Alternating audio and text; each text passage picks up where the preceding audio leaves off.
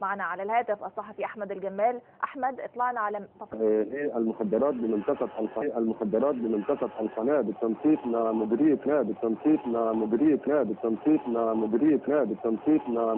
أمن بورسعيد من ضبط 108 صواريخ عابرة للمدن وكمية من الأسلحة خفيفة الحمل والانتقال والذخائر المضادة للطائرات.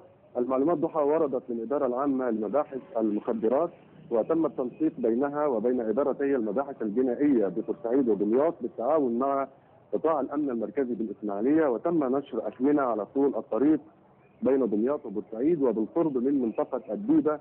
تم ضبط السيارة الربع نقلا قبل توجهها إلى منطقة القبوطي بجنوب بورسعيد تمهيدا لوضع خطة جديدة لنقل الأسلحة إلى سيناء.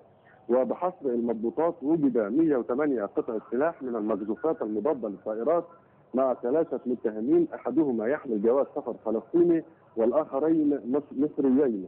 وأرشد أحدهما عن بقية الشحنة بمنزل يملكه في مركز فرسكور بمنطقة الصرحة بدمياط. وتم ضبط بقية الشحنة ليصل عدد المقذوفات وصواريخ الأرض أرض والأرض جو والأرض جي إلى 272 قطعة، وألقي القبض عليهم وإحالتهم إلى النيابة العسكرية بمقر قيادة الجيش الثاني بالإسماعيلية تمهيدا لمحاكمتهم والحصول على معلومات جديدة حول القضية. ولكن مصادر أمنية أكدت لنا أن ليس المقصود بها مدينة بورسعيد ولا مصر، ولكنها كان المقصود بها تجهيزها وإعداد خطة في منطقة القبوطي بجنوب بورسعيد لنقل هذه الأسلحة إلى سيناء ثم إلى خارج مصر. الصحفي أحمد الجمال، أشكرك شكرا جزيلا. وننتقل إلى